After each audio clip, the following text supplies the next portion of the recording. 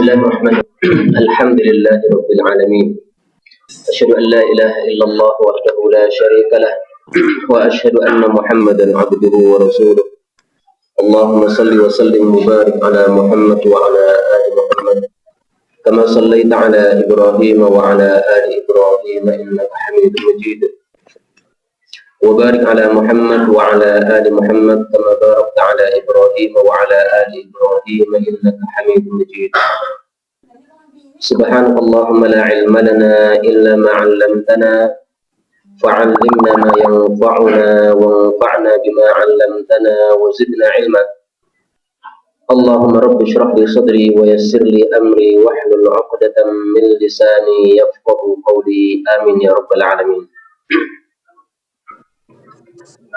Bapak-bapak, ibu-ibu rahimani wa rahimakumullah. Alhamdulillah, pada malam hari ini kita bisa berkumpul di tempat yang merupakan tempat yang paling disukai oleh Allah, yaitu masjid, dalam rangka untuk mempelajari salah satu masalah dari masalah-masalah agama Islam. Dan ini menunjukkan bahwasanya kita berada di dalam fi sabilillah, karena sebagaimana sabda Nabi SAW yang diriwayatkan oleh Al-Imam At-Tirmidzi, dan hadis ini derajatnya hasan matanya, bahwasanya beliau mengatakan, man kharaja, barang siapa yang keluar dari rumahnya fi talabil ilm, untuk mencari ilmu, maka fahuwa fi sabilillah, maka dia berada di jalan Allah Subhanahu wa taala. Maka kita bersyukur kepada Allah karena kita sekarang dalam kondisi fi sabilillah. Nah, kemudian adapun materi yang akan saya sampaikan pada malam hari ini cukup berat menurut saya, karena kita bicara tentang masalah yang cukup pelik di kalangan umat manusia. Dan saya beri judul pada malam hari ini dengan Asy-Syiah Al-Ithna Asyariyah, Firqatun Dhallah Mubtadi'ah fil Islam. Artinya Syiah Ithna Asyariyah. Ithna Asyariyah itu artinya 12, karena mereka menganggap mempunyai 12 imam. Itu merupakan firqah, sebuah firqah atau pecahan atau sempalan dhallah yang sesat, mubtadi'ah yang merupakan ahli bid'ah fil Islam, di dalam tubuh umat Islam ini. Jadi kita harus mengakui bahwasanya di tubuh kita umat Islam itu ada orang-orang yang menyempal. Mereka memang melakukan sebagaimana yang kita lakukan, akan tapi mereka menyempal dalam agama Islam ini karena mereka melakukan perkara yang bid'ah. Nah, di sini saya memberikan judul seperti ini, berarti kita di sini hanya membahas satu masalah saja dari banyak masalah orang-orang Syiah. Karena masalah Syiah ini kalau kita bahas secara total, maka kita tidak cukup hanya satu kali pertemuan. Di Solo saja saya sudah menyampaikan masalah Syiah itu perlu 5 kali pertemuan, ya. Itu karena membahas banyak hal. Tapi di sini kita akan membahas satu hal saja, yaitu tentang Syiah yang disebut sebagai Syiah Ithna Asyariyah. Karena Syiah itu bermacam-macam, ada 80-an firqah atau lebih, ya. Maka yang kita bahas di sini hanya satu firqah saja atau satu kelompok saja yang disebut sebagai Ithna Asyariyah.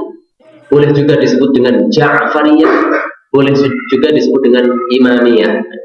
Maka nanti untuk selanjutnya saya akan menyingkat kalimatnya menjadi Syiah Imamiyah supaya lebih gampang untuk dipaham, ya. Karena Ithna Asyariyah ini agak lama mengucapkannya, ya. Dan Ja'fariyah yang disebutkan kepada Imam Ja'far, padahal Imam Ja'far ini termasuk Ahlus Sunnah. Maka lebih tepat kalau kita sebut sebagai Syiah Imamiyah. Kajian saya ini bisa didengarkan di Radio Suara Front 88,5 FM, karena kajian saya biasanya setelah selesai kajian seperti ini kemudian dimasukkan di radio, ya, kemudian disiar ulangkan di sana, maka bisa didengar di sana. Demikian juga kajian-kajian saya di tempat lain, baik yang ada di Solo maupun di Klaten maupun di tempat-tempat lainnya, itu bisa didengarkan di radio ini. Tapi sebagai mukaddimah, saya ingin menyampaikan dua hal saja. Yang pertama adalah kalimatnya atau nasihatnya Al-Imam Ibnu Mubarak. Ini sebelum kita masuk materi, ya. Ibnu Mubarak mengatakan al-ilmu din, ilmu itu adalah agama. Fangduru amman ta'khuduna dinakum, maka kalian harus memperhatikan dari siapa mengambil agama kalian. Jadi jangan kepada semua orang kita ngambil ilmu. Kepada orang Syiah jangan ngambil ilmu, ya. Karena mereka adalah orang-orang ahli bid'ah, sehingga kita tidak boleh untuk mengambil ilmu dari mereka. Apa dalilnya bahwasanya kita tidak boleh mengambil ilmu dari orang-orang ahli bid'ah? Dalilnya, nah ini masalah yang kedua yang ingin saya sampaikan. Nabi mengatakan, inna min asyrafis sa'ah, sesungguhnya termasuk tanda-tanda kiamat, ayyul tamasal ilm, bahwasanya ilmu agama ini dicari indal asaghir, dari orang-orang yang kecil. Orang kecil yang dimaksud dalam hadis ini bukan orang yang kecil badannya seperti saya, bukan orang yang kecil usianya seperti saya, karena saya masih muda juga. Bukan orang yang kecil bentuk tubuhnya, bukan. Akan tapi yang dimaksud di sini menurut para ulama adalah ahlul bid'ah, orang-orang yang memiliki kebid'ahan, sehingga ahlul bid'ah ini dianggap sebagai asagir, sebagai orang-orang yang kecil. Kenapa? Karena mereka itu kecil ilmunya, mungkin cerdas otaknya, tapi kecil ilmunya dalam masalah agama karena melakukan amalan bid'ah. Sehingga termasuk Mu'tazilah itu termasuk asagir, kita jangan belajar dari mereka. Orang-orang Syiah termasuk asagir, kita jangan belajar dari mereka. Termasuk juga ya segala kelompok sesat yang lainnya, itu kita tidak boleh mengambil ilmu dari mereka. Karena mengambil ilmu dari mereka itu sama dengan tanda kiamat. Maka jangan mempercepat kiamat. Hadis ini diriwayatkan oleh Tabarani dan hadis ini derajatnya sahih. Nah, materi yang saya sampaikan ini telah saya simpulkan dari banyak kitab. Artinya sebelum saya menyampaikan materi ini, saya sudah membaca beberapa rujukan. Ada kitab Fathul Bari Ibnu Hajar, ada kitab Mizanul I'tidal, ada kitab Minhajus Sunnah, ini yang paling terkenal yang bicara masalah Syiah, karena ini 4 jilid tebalnya. Ada kitab Mauqif Ahli Sunnah wa Syiah, ada kitab At-Tashayyuh, ada kitab Ila Ikhwanina Syiah, kepada saudara-saudara kami dari kalangan Syiah, karyanya Dr. Umar Kamil dari Saudi. Ada kitab Nikahul Mut'ah, ini karya guru saya yaitu Syekh Utsman Al-Khamis dari Kuwait. Kemudian ada Ma'asyiyah Itsna Asyariyah, ini juga karya guru saya Syekh Nasir Al-Kifari dari Saudi. Ada kitab Mulakhas Kitab Al-Kifari, ini karya guru saya dari Saudi namanya Syekh Dawud Al-Mahi. Kemudian ada kitab Mudzakkirah Hubbi Ahlil Bait, ini juga karya guru saya Syekh Abdullah Al-Minkabi dari Saudi juga, ya. Dan juga kitab-kitab yang lainnya tidak saya sebutkan satu persatu di sini. Nah, ini sekedar ringkasan saja dari apa yang setelah saya baca dari kitab-kitab tersebut. Nah, sebenarnya ingin menyampaikan bahwasanya saya sebenarnya kalau disuruh membicarakan masalah Syiah, saya mengaku saya bukan pakarnya. Tapi minimal saya sudah belajar tentang masalah Syiah ini dari beberapa kiai. Ini saya sebutkan nama-namanya di sini. Yang pertama adalah Syekh Utsman Al-Khamis, beliau dari Kuwait. Pernah datang ke Indonesia untuk menyampaikan materi tentang Syiah selama sekitar 1 pekan atau 10 hari, ya saya lupa, dan saya mengikuti kajian beliau. Kemudian Syekh Nasir Al-Kifari dari Saudi, dan beliau itu setiap tahun datang ke Indonesia senantiasa menyampaikan satu masalah, yaitu Syiah. Karena beliau tidak mau kalau Syiah ini tersebar di Indonesia, maka setiap tahun beliau datang selalu ke Indonesia. Kemudian Syekh Dawud Al-Mahi, ini juga dari Saudi, beliau itu juga setiap tahun datang ke Indonesia. Insya Allah, ya, karena sudah beberapa tahun yang lalu, beliau kalau nggak salah sudah 3 tahun ini, ya, beliau selalu datang ke Indonesia, dan kita harapkan setiap tahun beliau datang ke Indonesia. Kemudian ada Syekh Abdullah Al-Minkabi, ini orang Minangkabau, tapi karena dia itu sudah tinggal di Saudi, sudah nggak bisa bahasa Jawa lagi, ya. Bahasa Indonesia nggak bisa, karena beliau itu terlahir sudah di Saudi, dan memang wajahnya bukan wajah Indonesia, wajah Arab. Jadi kakeknya itu orang Minangkabau, tapi istrinya itu orang Arab, ya. Maka akhirnya anak-anaknya semuanya ikuti Arab. Ini dari Saudi, dan setiap tahun juga beliau datang ke Indonesia. Kemudian Syekh Mamduh Al-Buhairi, ini juga dari Saudi. Saya belajar dari beliau tentang Syiah hanya 1 kali saja, karena memang beliau ke Solo ini baru 1 kali saja, ya, tidak sering ke Indonesia. Kemudian Syekh Ahmad Asy-Syihabi, ini seorang syekh dari Yaman, dan beliaulah yang menceritakan kepada saya tentang Syiah yang ada di Yaman. Ternyata Syiah yang ada di Yaman itu masih ada Syiah yang namanya Syiah Zaidiyah. Yang ini sebagian orang Indonesia mengatakan Syiah Zaidiyah sudah nggak ada di dunia, sudah punah. Ini bohong, ya. Masih ada, karena guru saya dari Yaman, beliau menceritakan sendiri masih banyak orang-orang Syiah Zaidiyah di Yaman. Kemudian yang terakhir adalah guru saya Ustaz Farid Ahmad Ubbah, ini orang Indonesia, dan beliau adalah pakar Syiah yang sangat terkenal. Beliau tinggal di Bekasi, dan saya sudah tinggal di pesantren beliau sekitar 1 pekan juga untuk mengambil ilmu dari sana. Nah, minimal saya sudah mengambil dari 7 kiai ini, maka saya beranikan diri untuk menyampaikan masalah Syiah. Sebelumnya ketika saya diminta selalu menolak, saya mengatakan saya bukan pakar Syiah, mohon cari yang lain saja. Tapi karena diminta terus, akhirnya ya saya tak salat istikharah dulu. Kemudian setelah salat istikharah mempelajari banyak kitab dan mengandalkan apa yang sudah saya pelajari dari 7 masyayikh tadi, maka saya sampaikan, termasuk yang saya sampaikan di sini.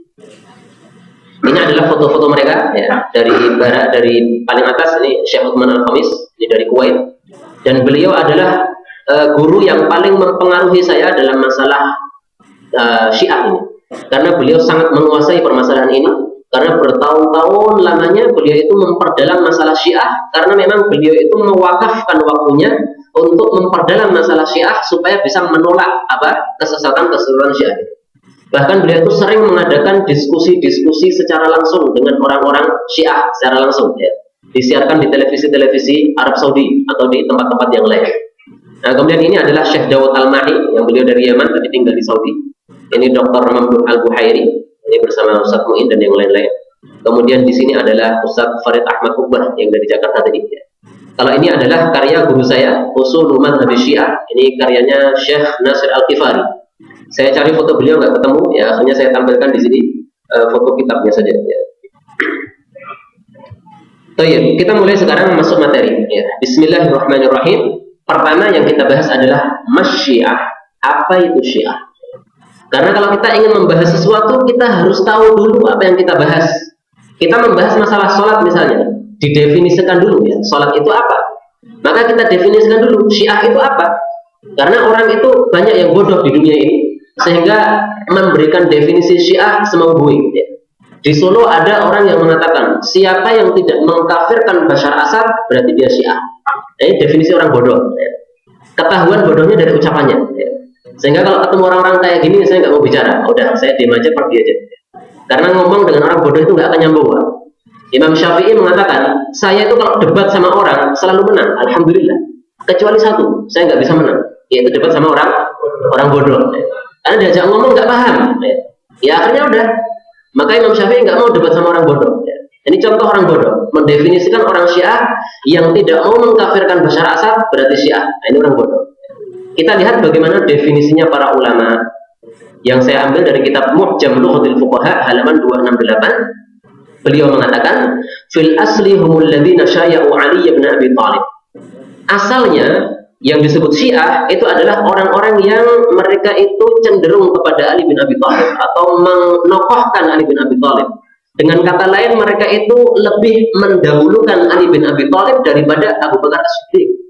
Kalau kita Ahlus Sunnah, kita meyakini setelah Nabi itu yang paling utama adalah Abu Bakar. Setelah Abu Bakar siapa? Umar. Setelah Umar siapa? Utsman. Baru kemudian Ali. Kenapa kita meyakini seperti itu? Karena para sahabat Nabi itu sejak Nabi masih hidup, mereka sudah pada bicara di antara mereka. Bicara yaitu orang yang paling utama setelah Nabi adalah Abu Bakar. Sepakat semuanya, nggak ada yang nggak setuju. Setelah itu adalah Umar, semuanya sepakat. Setelah itu adalah Utsman, semuanya sepakat. Tapi setelah Utsman mereka diam. Nah, nomor 4-nya siapa yang paling utama? Mereka tidak menentukan, alias berbeda pendapat. Ada yang mengatakan Ali lebih utama, ada yang mengatakan Abu Ubaidah Ibnu Jarrah lebih utama. Akan tapi 3 orang ini adalah yang disepakati oleh para sahabat sebagai orang yang paling utama. Nah, kalau para sahabat saja sudah menyepakati seperti itu, berarti kalau ada orang mengatakan Ali lebih utama daripada Abu Bakar, nah ini dia sesat. Maka orang Syiah itu adalah orang yang mengatakan Ali lebih utama daripada Abu Bakar. Ini Syiah masa kuno dulu, awal-awal munculnya Syiah. Tsumma saru firqatan min firqil muslimin. Kemudian berikutnya mereka menjadi satu kelompok dari kelompok-kelompok umat Islam. Jadi sempalan-sempalan di dalam tubuh umat Islam. Ya'taqiduna anna al-khilafah fi Ali, yang mereka meyakini bahwasanya yang berhak menjadi khalifah bukan Abu Bakar, tapi Ali. Abu Bakar itu merebut khilafah itu. Nah, itu orang Syiah zaman dulu mengatakan begitu. Tsumma saru firqan katsira, tapi setelah itu jadi sempalan sangat banyak sekali. Kalau dulu Syiah hanya satu ya. Tapi setelah itu menyempal sangat banyak sekali. Sampai saya katakan tadi ada 80-an lebih. Semasaru firqan katsira. Kullu firqatin laha aqaiduhal khassah biha. Setiap satu kelompok dari kelompok-kelompok Syiah itu mempunyai akidah-akidah khusus yang tidak dimiliki oleh kelompok-kelompok yang lain. Jadi antar Syiah akidahnya berbeda-beda. Ada kelompok Syiah yang mengatakan Quran itu sudah berubah. Ada. Tapi ada juga kelompok Syiah yang mengatakan siapa bilang Quran sudah berubah dia kafir. Sehingga Syiah dengan Syiah saling mengkafirkan. Maka kata guru saya Syekh Dawud Al-Mahi, antara Syiah Nusairiyah dengan Syiah Imamiyah yang sekarang kita bahas ini saling mengkafirkan. Yang Imamiyah mengatakan Nusairiyah kafir, yang Nusairiyah juga mengatakan Imamiyah kafir. Itu kata guru saya Syekh Nasir Al-Ghifari. Tapi intinya semua mazhab Syiah yang bermacam-macam ini tukhalifu biha aqidah ahli sunnah wal jamaah. Mereka itu menyelisih akidah kita, akidah ahli sunnah wal jamaah. Nah, ini definisi tentang Syiah menurut para ulama-ulama kita. Pembahasan kedua, ma akbaru syi'atil yaum, ma apakah akbaru kelompok yang paling besar asy-syiah dari golongan Syiah al-yaum hari ini. Kita sekarang akan membahas Syiah yang paling gede saja. Adapun Syiah yang kecil-kecil, yang percil-percil itu partai-partai kecil nggak usah dibahas. Kita membahas yang gede aja. Yang mungkin bisa dikatakan yang dipimpin oleh Khomeini, atau boleh dikatakan yang sekarang itu dijalankan oleh kebanyakan rakyat Iran. Nah, itu yang kita bahas ini. Maka jawabannya adalah di dalam kitab guru saya Syekh Nasir Al-Ghifari, yaitu kitab Ma'al Ithnai Asyariyah pada halaman 20. Beliau mengatakan asy-syi'atul imamiyatul ja'fariyatul itsna asyariyah akbarul firaqil islamiyyatil mu'asirati wa ilaiha ittajahat da'watut takrib. Syiah Imamiyah atau Ja'fariyah atau Itsna Asyariyah itu merupakan kelompok yang paling besar, kelompok Islam modern yang paling besar yang ada di kalangan kelompok Syiah sekarang. Maka yang kita bahas di sini adalah Syiah Imamiyah. Dan Syiah Imamiyah inilah yang dipimpin oleh Khomeini, ya. Dan Syiah Imamiyah inilah yang sekarang ini berlaku di negara Iran, alias yang dipeluk oleh kebanyakan masyarakat Iran. Meskipun di masyarakat Iran sendiri Syiahnya bermacam-macam, ya. Satu sama lain saling berperang. Cuma kita nggak pernah mendengar berita tentang peperangan itu. Tapi sudah disepakati itu bahwasanya ada peperangan di antara mereka sendiri. Ya anggaplah kalau zaman dulu di Indonesia itu perang antara, mohon maaf nih, saya sebutkan nggak ada masalah ini, antara NU dengan Muhammadiyah misalnya. Ya kalau zaman dulu nih, kalau sekarang sudah nggak ada nih. Nah, ada pertentangan yang sangat dahsyat. Nah, demikian juga di Iran itu Syiahnya juga begitu. Maka setelah saya mempelajari tentang masalah Syiah Iran, kesimpulannya sebenarnya hanya satu. Tahsabuhum jami'an wa qulubuhum syatta. Kalian mengira bahwasanya Syiah itu satu kelompok, tapi ternyata mereka itu hatinya berbeda-beda, saling perang antar mereka sendiri. Mirip dengan orang-orang munafik. Baik, pembahasan ketiga, mal hukmu 'ala Syiah. Mal hukmu, bagaimana kita memberikan hukum atau memberikan vonis 'ala Syiah, terhadap Syiah. Ini masalah penting. Karena di Solo itu ada ya semacam gap antar umat Islam, padahal sama-sama ahlu sunnahnya. Gara-gara apa? Berbeda menyikapi. Yang satu mengatakan semua Syiah kafir. Siapa yang tidak mengatakan semua Syiah kafir, berarti dia ikut Syiah. Tapi yang lain mengatakan bukan. Syiah itu bermacam-macam. Sehingga kalau memberikan hukum atau vonis kepada Syiah harus bermacam-macam juga. Kalau kita memberikan hukum kepada Syiah semuanya kafir, ini berarti hukum yang tidak adil. Karena seperti yang saya katakan tadi, ada Syiah yang mengatakan Quran sudah berubah. Nah, ini ulama sepakat, nggak ada yang berselisih bahwasanya mereka sudah kafir. Mengatakan pada jam ini Quran sudah berubah, ya dia kafirnya pada jam ini, langsung kafir, nggak usah nunggu besok. Ini sudah sepakat ulama, nggak ada yang berselisih.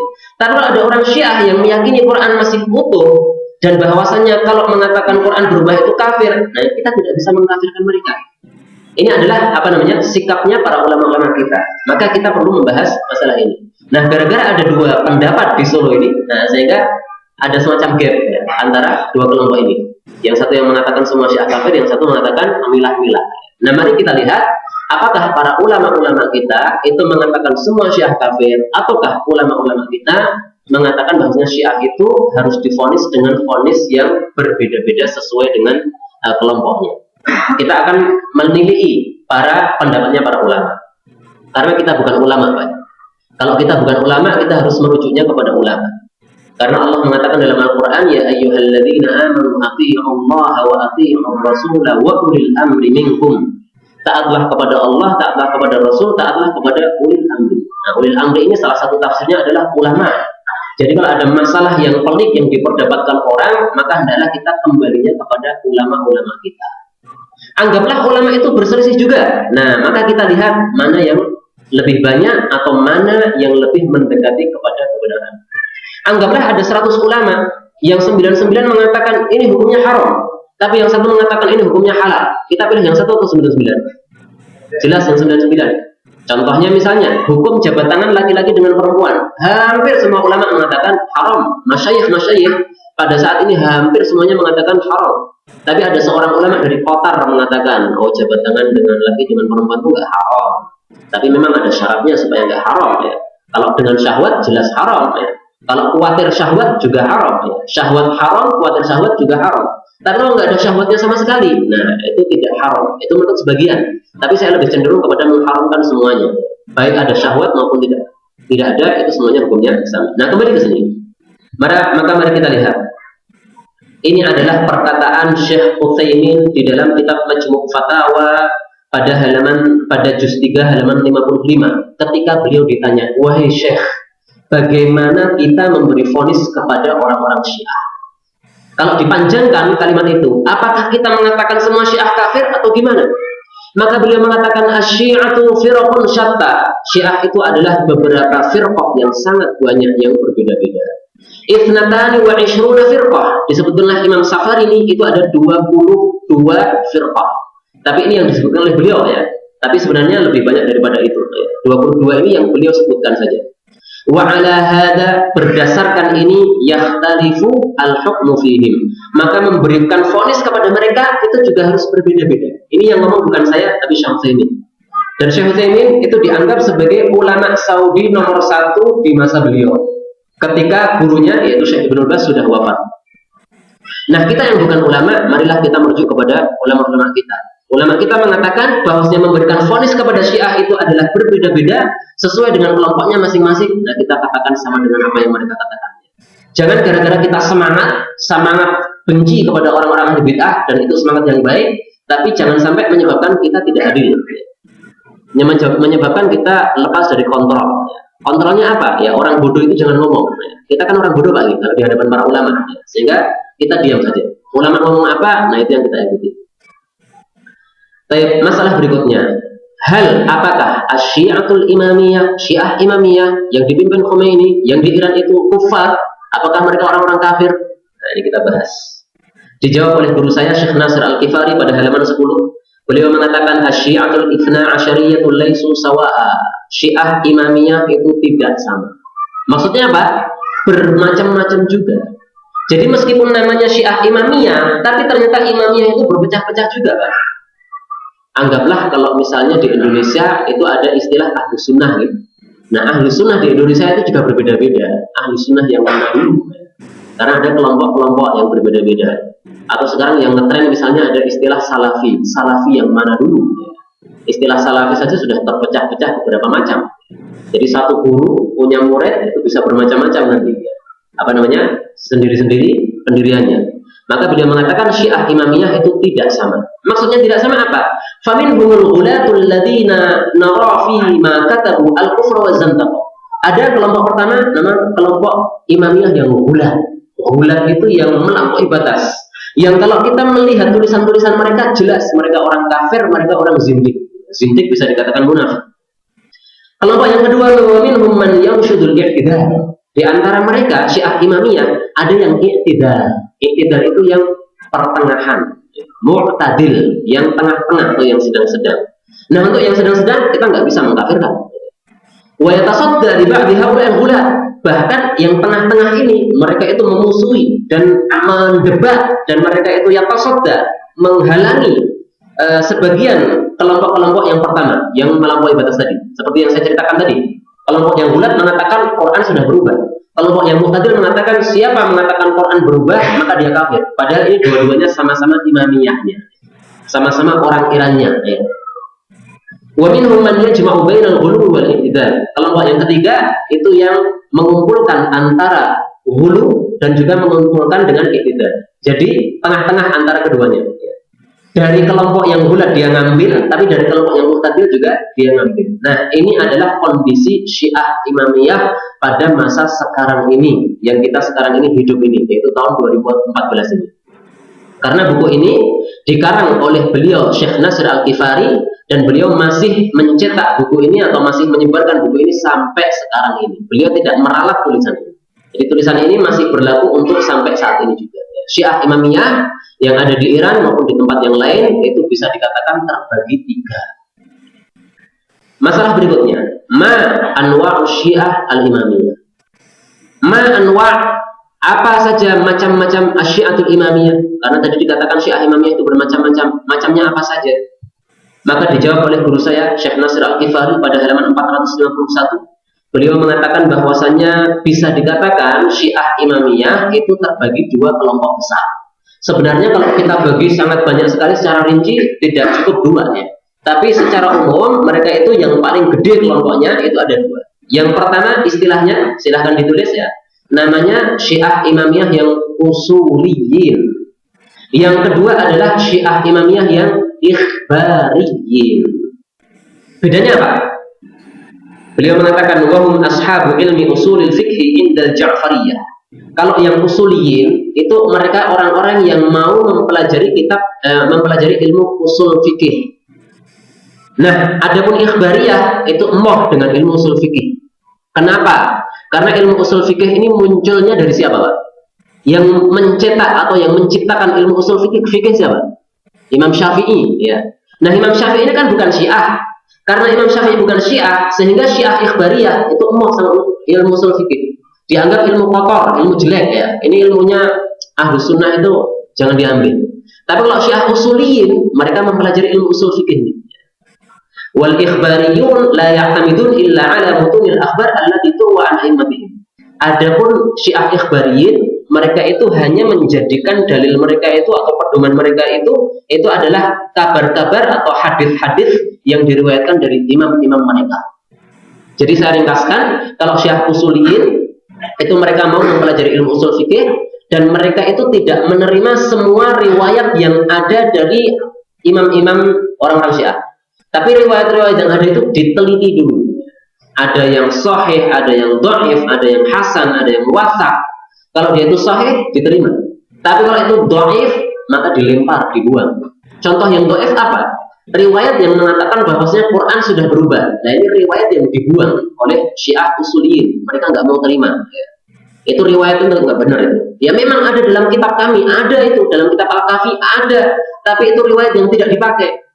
Seperti misalnya kita mempunyai kitab Sunan Abu Dawud, kitab Sunan Abu Dawud dari A sampai Z tidak semuanya kita pakai. Ada yang hadis palsunya, ada hadis dhaifnya kita buang.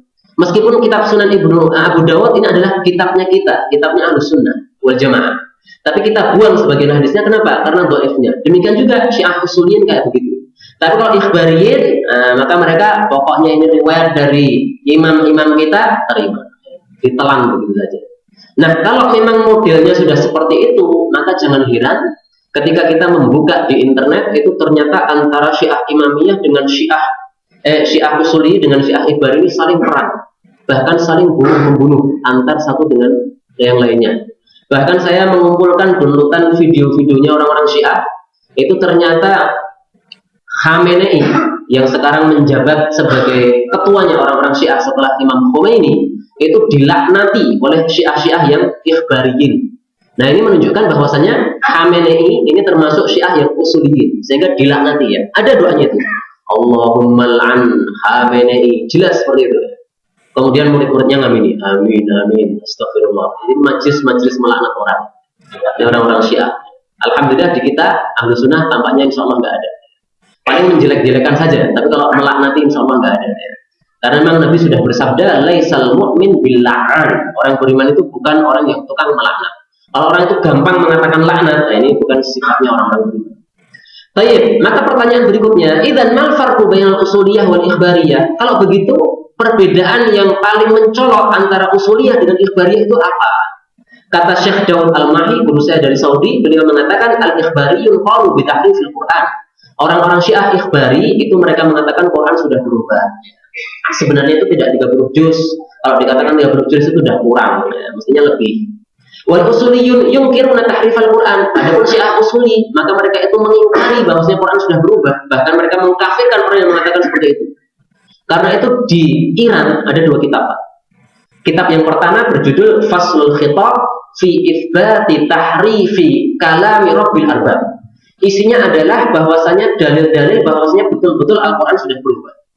Kitab yang kedua ditulis oleh Syekh Ali Al-Milani, seorang tokoh Syiah Imamiyah yang usuliyah. Beliau menulis kitab berjudul At-Tahqiq fi Nahyi Tahrif an Kitabillah Syarif. Sebuah penelitian bahwasanya betul-betul Al-Quran itu tidak berubah. Dan kitab ini semacam menolak terhadap kitab yang pertama. Jadi saling perang, padahal sama-sama syiahnya, padahal sama-sama imamiyahnya. Nah, kalau modelnya seperti ini, orang-orang syiah, kemudian kita hukumi mereka dengan satu hukum, ini berarti kita nggak adil. Berarti kita tidak seperti sikapnya para ulama-ulama kita, Syekh Utsaimin, Syekh Ibnu Baz, Syekh Albani, semuanya mengatakan bahwasanya syiah itu hukumnya tidak boleh dihukumi satu, ya, tapi berbeda-beda. Dr. Al-Wa'ili, seorang tokoh syiah juga yang beliau sudah wafat, ya. Beliau ini termasuk syiah yang usuli, yang mu'tadil, yang sedang-sedang, yang tidak mencela para sahabat. Beliau menjelaskan bahwasanya kitab Faslul Khitab yang saya jelaskan tadi itu sudah ditolak dengan kitab At-Tahqiq fi Nahyi Tahrif. Nah, sehingga antara syiah usuliyah dengan syiah ikhbariyah itu memang saling perang antar mereka, tidak hanya dalam masalah akidah, juga sampai perang dalam masalah fisik juga, ya. Hal hunaka farqun akhar bainahuma? Apakah ada perbedaan yang lain selain itu? Tentu saja ada. Kalau kita bahas perbedaan antara usuliyah dengan ikhbariyah, mungkin saya perlu 3 kali majelis lagi. Perbedaannya saja, ya. Karena perbedaannya itu yang saya kumpulkan itu ada 40 perbedaan. Nah, maka untuk membahas 40 perbedaan ini saya butuh 3 kali majelis atau 4 kali majelis. Tapi kita sebutkan di sini sebagian saja. Bahwasanya al-ikhbariyun ya'taqidu nasihatal kutubil arba'ah bisa bi asriha. Orang-orang Syiah itu mempunyai kitab 4.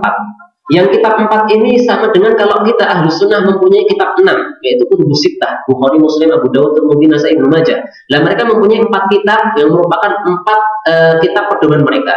Nah, orang-orang Syiah Ikhbariyah itu mereka itu meyakini semua hadis yang ada di dalam kitab-kitab ini sahih. Sehingga ditelan semuanya dimakan. Illa ma nasu ala dha'fi, kecuali segelintir riwayat yang mereka mengatakan ini dhaif, maka mereka tidak menerimanya.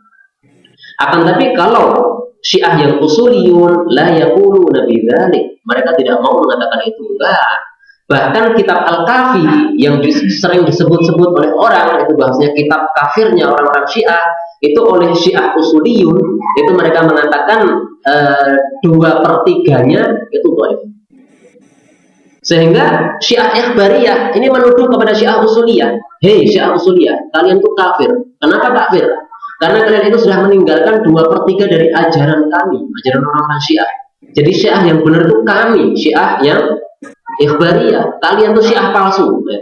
Syiah ranggena, ya, kalau dibahasakan kita. Itu perang antar mereka. Nah, sekarang pertanyaan, ayyuhuma akthar? Mana yang lebih banyak? Apakah Syiah yang usuliyah atau Syiah yang ikhbariyah? Kalau kita ditanya orang, Pak, ya, orang-orang Syiah itu kebanyakan mengatakan Quran berubah atau kebanyakan tidak mengatakan Quran berubah. Nah, dalam benak kita, selama kita mendengar berita-berita tentang Syiah, kita akan menjawab apa, Pak? Kebanyakan itu mengatakan Quran berubah atau tidak? Hah? Tidak, ya? Kalau saya sampaikan pertanyaan ini di majelis yang lain, mereka mengatakan, iya, kebanyakan mengatakan apa? Quran berubah. Saya tanya, kenapa antum mengatakan bahwasanya kebanyakan orang-orang Syiah mengatakan bahwasanya Quran berubah? Mereka mengatakan karena kami sering membaca, Ustaz, di tempelan-tempelan masjid, ya. Ada apa berita-berita tentang Syiah, ya, kita baca kekafiran-kekafiran mereka. Ya ini wajar. Kenapa? Karena yang nempel-nempel itu memang yang beranggapan bahwasanya Syiah itu semuanya kafir. Sehingga ditampilkan kekafiran-kekafiran Syiah, tapi tanpa memerinci sebagaimana diperinci oleh para ulama kita. Mereka nggak ada yang mengatakan Syiah usuliyah, Syiah apa, ikhbariyah, nggak ada. Dan saya selama ini mendapatkan informasi bahwasanya Syiah ada usuliyah, ada ikhbariyah, itu ya ketika ketemu dengan guru-guru saya dari Saudi, dari Kuwait ini. Sebelum ketemu dengan mereka saya nggak pernah dengar istilah itu. Bahkan saya waktu mendengar istilah itu saya langsung tanya, Syekh, saya tanya, apa pertanyaannya? Apakah sekarang ini Syiah usuliyah masih ada? Beliau mengatakan ada. Maka saya nggak puas, saya tanyakan, siapa tokoh mereka kalau memang ada? Memang ada orang Syiah yang mengatakan Quran nggak berubah. Siapa tokoh mereka? Maka Syekh saya mengatakan, saya nggak tahu tokohnya. Tapi yang jelas, usuliyah masih ada, ikhbariyah masih ada, semuanya ada di Iran dan semuanya saling perang. Nah, sekarang pertanyaan ini kita jawab dengan jawabannya Syekh Nasir Al-Ghifari pada halaman 894. Beliau mengatakan wal Ja'fariyatul Ithna Asyariyatu yang qasibuna ila usuliyyin wa humul kathratul ghalibah. Syiah Imamiyah itu terbagi dua. Yang pertama usuliyyin, dan mereka itu adalah al-kathrah, yang kebanyakan, al-ghalibah, yang mayoritas. Jadi mayoritas orang Syiah itu adalah usuli, maksudnya yang Imamiyah, dan mereka itu tidak mengatakan Quran berubah. Wa ikhbariyin wa hum qillah qalilah. Kelompok kedua namanya ikhbariyin, dan mereka itu qillatun sedikit, qalilatun sangat sedikit. Sudah sedikit tambahi qalilah lagi. Jadi untuk menunjukkan betapa sedikitnya mereka. Nah, maka kita harus mengubah sekarang apa yang ada di dalam benak kita. Kalau memang dulu kita menganggap bahwasanya kebanyakan orang Syiah mengatakan Quran itu berubah. Terus terang Pak, kalau saya mengaku sendiri ya, dalam benak saya kebanyakan orang Syiah itu mengatakan Quran berubah. Karena sejak kecil saya mendengar Syiah itu katanya Syiah itu punya Quran sendiri, ya kan? Quran mereka beda dengan Quran kita. Nah, kalau begitu berarti kan mereka mengatakan Quran kita sudah berubah. Akan tapi ternyata setelah saya mempelajari bersama para ulama-ulama ini, terbukti bahwasanya ternyata memang tidak seperti itu. Wallahu a'lam bishawab. Baik. Kita lanjutkan poin yang ke-9. Al-Khumaini usuli atau ikhbari. Khumaini itu Syiah yang usuli atau Syiah yang ikhbari. Kalau saya dulu ketika ditanya kayak begini, dalam benak saya langsung mengatakan Khomeini ikhbari. Khomeini itu mengatakan Quran berubah karena ikhbari. Tapi ternyata saya kaget begitu saya membuka kitabnya Syekh Nasir Al-Ghifari pada juz 1 halaman 115. Beliau mengatakan min syuyukhil akhbariyah Muhammad Husain Al-Kashif Ridha sahibu asli Syiah wa usuliha. Termasuk Syiah ikhbariyah, tokohnya itu adalah namanya Muhammad Husain Al-Kashif Ridha. Ini nama tokoh Syiah. Kathratul akhbariyin fi ba'dil jihad mithl Bahrain. Syiah ikhbariyah itu kebanyakannya di tempat-tempat seperti Bahrain dan yang lainnya. Min kibari syuyukh ta'ifah al-usuliyah alladziina yumaththiluna al-kathrah al-ghalibah. Adapun Syiah yang usuliyah yang mereka merupakan yang mayoritas, itu contoh dari tokoh-tokohnya adalah 1. Muhsin Al-Hakim, 2. Syariat Madari, 3. Khui, 4. Khomeini. Begitu saya membaca kata-kata Khomeini kaget saya. Loh, ternyata Khomeini termasuk Syiah yang usuli. Padahal usuli itu yang mengatakan Quran tidak berubah. Nah, sehingga kalau ada orang mengatakan Khomeini kafir, maka kita tanya dulu ya, kekafirannya kenapa? Kalau dia menjawab Khomeini kafir karena dia mengatakan Quran berubah, nah maka kita katakan antum sudah pernah belajar nggak usuli dan ikhbari? Kalau dia nggak pernah belajar, ya wajar menjawab seperti itu. Tapi kalau dia mengatakan dia usuli, nah kita jawab usuli itu mengatakan bahwasanya Quran tidak berubah. Berarti kalau Khomeini dikafirkan gara-gara dia mengatakan Quran berubah, ini salah. Harus dicari kekafiran yang lain.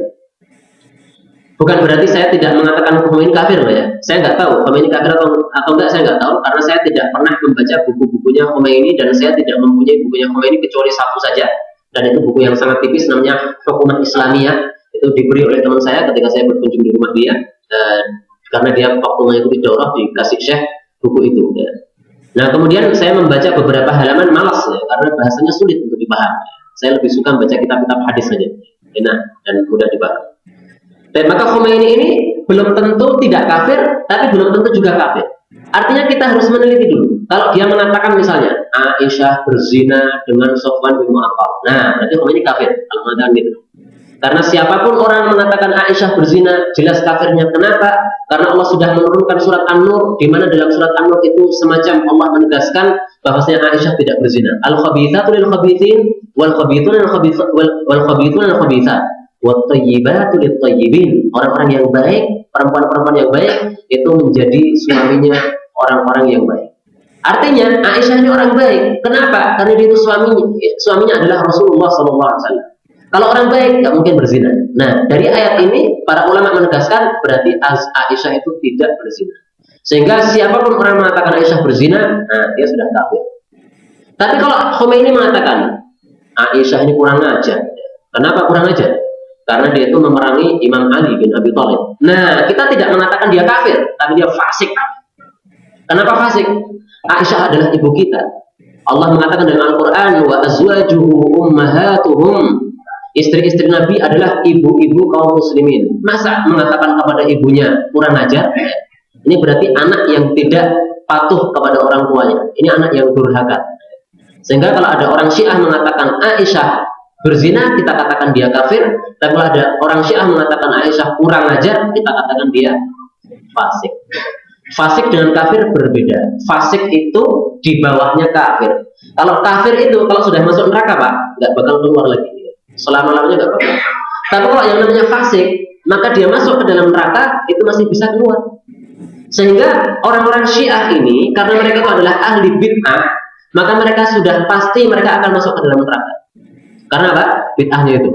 Akan tapi mereka bisa keluar dari neraka. Kenapa? Karena mereka itu masih belum kafir bid'ahnya.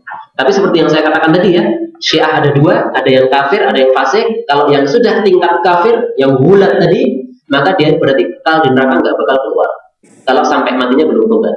Tapi kalau Syiah yang dia tidak gulat, tidak mengatakan perkataan-perkataan kekafiran, maka dia hanya nyemplung ke neraka beberapa saat, nanti bisa keluar lagi.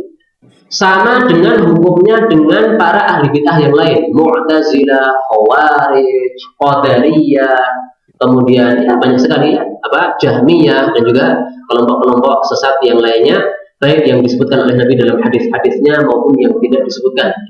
Qadariyah itu ada dalam hadis Nabi, hadisnya sahih. Khawarij itu ada dalam hadis Nabi, hadisnya sahih.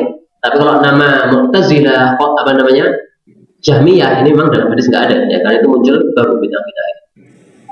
Tapi pembahasan berikutnya, kalau begitu mal qaidah, apa qaidah kita fil hukmi ala Syiah? Untuk memberikan vonis kepada Syiah, qaidahnya apa? Ya, kalau kita sudah punya qaidah, supaya nanti kita dalam memberikan vonis itu sesuai dengan apa qaidahnya para ulama kita.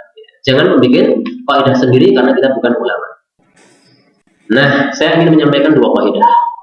Kaidah yang pertama, ini saya dapatkan pertama kali saya dengarkan oleh telinga saya dari guru saya Ustaz Muin. Beliau mengatakan al-ghalib lahu hukmul kull wan nadir lahu hukmul adam.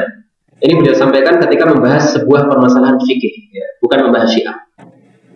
Al-ghalib yang mayoritas lahu hukmul kull, itu mendapat hukum seolah-olah semuanya. Wan nadir sementara yang jarang itu lahu hukmul adam, itu mempunyai hukum seolah-olah enggak ada. Misalnya gini Pak, di Solo itu ada pasar namanya pasar maling. Pernah dengar Pak ya? Nah kalau pasar maling itu maksudnya adalah barang-barang yang ada di situ itu kebanyakannya 90%-nya itu adalah barang-barang hasil curian, maka hukumnya kita beli di sana haram. Kenapa? Karena 90% ini adalah ghalib, ini mayoritas. Maka yang 10%-nya ini dikalahkan. Tapi kalau sebaliknya, ternyata pasar maling itu hanya nama saja, dan ternyata barang-barang curian itu hanya 1% atau 10%, ya sangat sedikit, maka itu lahu hukmul adam, itu dihukumi seolah-olah nggak ada. Berarti kita beli ke pasar maling nggak apa-apa, tidak usah tanya, Pak ini barang hasil curian atau enggak, nggak usah tanya. Karena kalau ditanya nggak akan ngaku, ya. Pasti dia akan mengatakan bukan curian. Ini maksud kaidah ini. Nah maka mari kita terapkan. Kalau Syiah Imamiyah itu ternyata yang usuliyah itu oleh para ulama dikatakan kasroh ghalibah yang mayoritas, sementara Syiah Ikhbariyah itu dikatakan oleh para ulama sebagai illah qaliyah sangat-sangat sedikit, maka jangan kita memberikan hukum berdasarkan yang sedikit. Ini menyelisih kaidah ini. Berarti sama dengan kita mengharamkan orang datang ke pasar maling, padahal barang malingnya itu hanya 1% saja. Itu fatwa yang salah. Boleh kalau kita tidak mau beli, nggak apa-apa. Ya. Warok itu namanya. Ya. Karena di situ ada 1%-nya barang malingan saya nggak mau beli. Nggak apa-apa, ya. Bagus itu. Tapi jangan mengharamkan kepada orang. Itu nggak boleh. Ya. Karena berarti Anda mengharamkan sesuatu yang tidak diharamkan oleh Allah Subhanahu wa Ta'ala. Ini kaidah pertama. Kaidah yang kedua, ini saya dapatkan dari Syekh Utsaimin. Beliau mengatakan, fal wajib, maka yang merupakan kewajiban bagi kita adalah al-hadar, untuk hati-hati atau waspada, jangan gegabah. Min itlaqil kufri, untuk mudah-mudah mengatakan kafir ala ta'ifah, terhadap satu kelompok tertentu, au syakhsin muayyan, atau terhadap orang tertentu. Jangan mudah-mudah mengatakan, oh Mu'tazilah kafir, oh Syiah kafir semua. Jangan mengatakan gitu ya. Kita katakan ada yang kafir, ada yang tidak kafir. Nah itu adil sesuai dengan pendapatnya Syekh Utsaimin ini. Maka beliau melanjutkan kalimatnya, beliau mengatakan asy-syi'atu firqun syatta. Syiah itu ada beberapa firqah yang berbeda-beda. Itsnatani wa ishruna firqah, disebutkan ada 22 firqah menurut Imam Safarini. Wa ala hadza yakhtalifu al-hukmu fihim. Berdasarkan ini, maka kalau kita memvonis mereka itu yakhtalif, itu vonisnya harus berbeda-beda. Jangan memberikan satu vonis yang sama ya.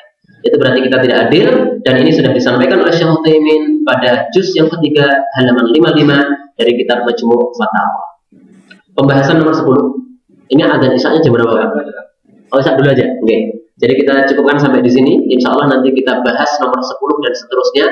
Kalau nggak salah kita sampai nomor 15. Jadi masih ada 5 poin lagi yang harus saya bahas. Subhanallah wa rabbana bihamdihi asyhadu an la ilaha illa anta astaghfiruka wa atubu ilaik.